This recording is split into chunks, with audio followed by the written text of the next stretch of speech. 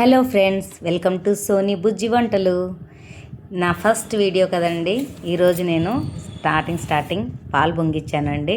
ఆ చిన్న బుజ్జి బుజ్జి miniature kitchen సెట్తో పాలు పొంగిచ్చిన తర్వాత అదే పాలతో సగ్గుబియ్యం సేమియా పాయసం చేశాను. అది ఎలా చేశాను ఏందనేది వీడియో చూస్తుండండి.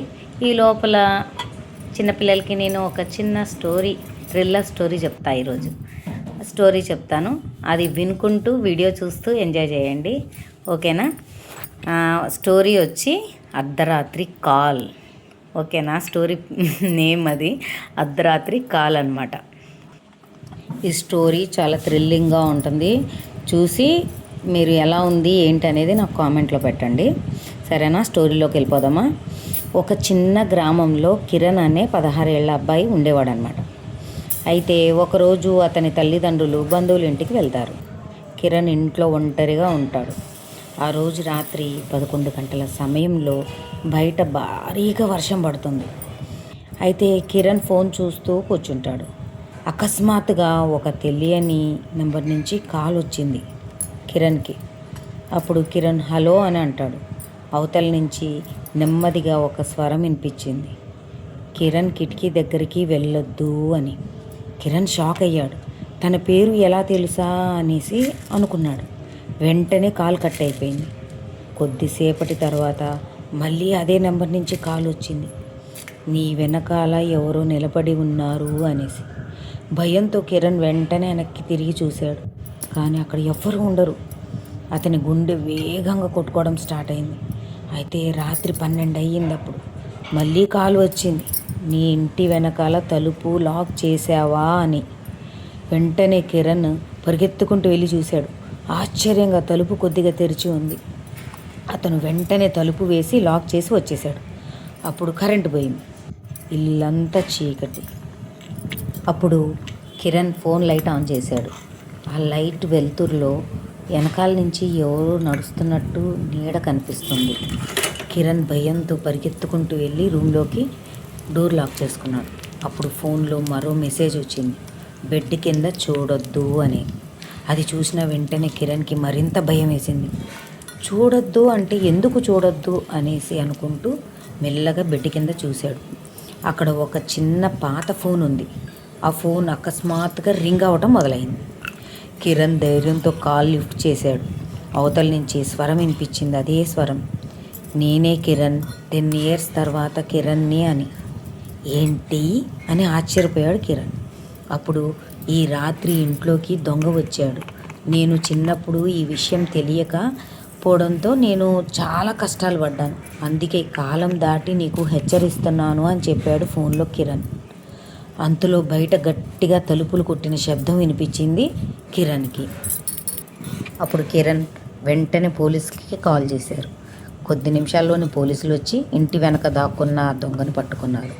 అన్నీ సేఫ్ అయ్యాయి. అమ్మయ్య అనుకున్నాడు కిరణ్. అయితే మరుసటి రోజు ఆ పాత ఫోన్ కోసం చాలా వెతికాడు, ఎక్కడా కనిపించలేదు. అప్పుడు కిరణ్ మొబైల్లో ఒక లాస్ట్ మెసేజ్ వచ్చింది, నువ్వు సురక్షితంగా ఉన్నావు, నా పని అయిపోయింది అనేసి. ఆ మెసేజ్ వచ్చిన వెంటనే మాయమైపోయింది. అప్పటి నుంచి కిరణ్ ఒక విషయం నమ్మటం మొదలుపెట్టాడు. ఏంటంటే కొన్ని కాల్స్ నెంబర్ నుంచే రావు, భవిష్యత్తు నుంచి కూడా వస్తాయి అని. ఇప్పుడు ఈ స్టోరీ వల్ల నాకు కూడా ఒకటి అర్థమైంది. ఏంటంటే ఇలాంటి స్టోరీస్కే బాగుంటాయి.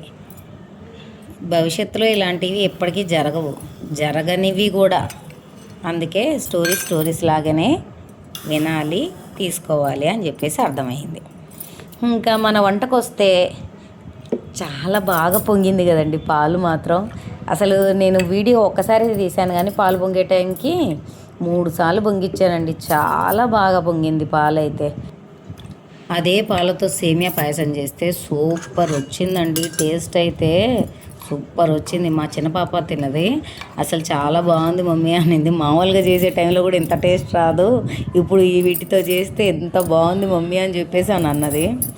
చూసారండి, నా చిన్ని బుజ్జి కిచెన్ మినియేచర్ సెట్తో ఎంత మంచిగా పాలు పొంగించుకొని శుభకరంగా స్వీట్ వండాను. దానిపైన స్టార్టింగ్ అది కూడా చాలా మంచి టేస్టీగా వచ్చింది. ఇలాగే నేను మంచి మంచి వంటలు చేసి చూపిస్తానండి. ఇట్లాగే చిన్న చిన్ని స్టోరీస్ చెప్తూ ఉంటాను. మీకు కనుక నా స్టోరీస్, నా వంటలు నచ్చితే మంచిగా నాకు సపోర్ట్ చేయండి ప్లీజ్ అండి. ఈ వంటకు మాత్రం చాలా కష్టపడ్డానండి బాబు. అసలు ఆ పొయ్యి వెలిగించటం దగ్గర పొగలు రావటం, కళ్ళు మండటం, అబ్బాబాబా చాలా కష్టమైంది. అంటే నాకు స్టార్టింగ్ కాబట్టి నేను అక్కడ మా ఇంట్లో ఉన్న చెట్ల పుల్లలు అవి పెట్టాను. ఫస్ట్ క్యాండిల్ది పెట్టాను కానీ అది తొందరగా అయిపోయింది క్యాండిల్. ఇంకా అవైతే చెట్లు, మా ఇంట్లో ఉన్న చెట్ల కొమ్మలు అన్నీ ఎండిపోయిన కొమ్మలు ఉంటే అవన్నీ పీకి వచ్చి పెట్టాను. కొంచెం అదేంటి ఆన్లైన్లో ఏదో గడ్డి లాంటిది ఏదో పంపించారండి, అది పెట్టాను. దానివల్ల ఆరిపోవటము, అసలు తొందరగా మంట ఆగిపోవటము, అసలు ఆ పొగ, అసలు చాలా ఇబ్బంది పడ్డాను. కానీ ఒక్క వీడియో చేస్తే మనకి ఏంటనేది ఎక్స్పీరియన్స్ వస్తుంది కదా. అది ఎలా అయినా కానీ చేసామంటే మంచి సక్సెస్ అవ్వాలి. అయ్యింది, నాకైతే అయ్యిందనే అనుకుంటున్నాను.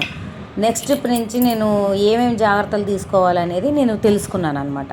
అంటే నెక్స్ట్ ట్రిప్ ఎలా వండాలి ఏందనేది.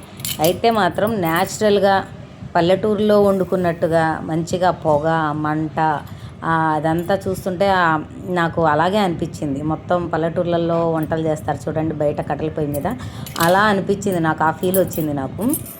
కానీ మంచిగా అయ్యింది, సక్సెస్గా నాకు మంచి స్వీట్ మంచి టేస్ట్గా వచ్చింది. ఇక నెక్స్ట్ ట్రిప్ నుంచి మాత్రం నేను కొంచెం జాగ్రత్తలు తీసుకోవాలి. నేను ఆ స్టవ్ వెలిగించడంలో వాటిల్లో ఏమేమి చెయ్యాలో అనేది చూసుకొని చెయ్యాలి.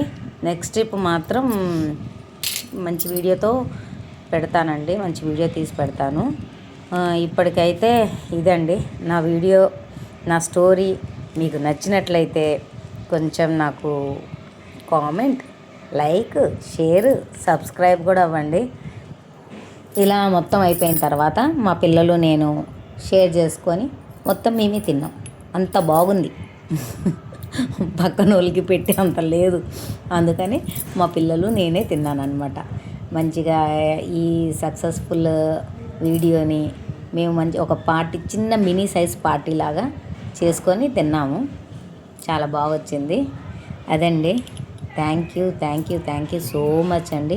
నా స్టోరీ విని నా వీడియోని ఇక్కడ దాకా చూసినందుకు, స్కిప్ చేయకుండా చూసినందుకు చాలా థ్యాంక్స్ అండి. చూసిన వాళ్ళకి మాత్రమే తెలుస్తుంది నేను థ్యాంక్స్ చెప్పానని, ఫుల్గా వీడియో చూసిన వాళ్ళకి. ఓకేనండి, మరి ఉంటాను. నెక్స్ట్ వీడియోతో, మంచి వీడియోతో మీ ముందుకు వస్తాను. ఇంకా మంచి వీడియోస్ చూడాలనుకుంటే మాత్రం సబ్స్క్రైబ్ అవ్వండి. Thank you so much.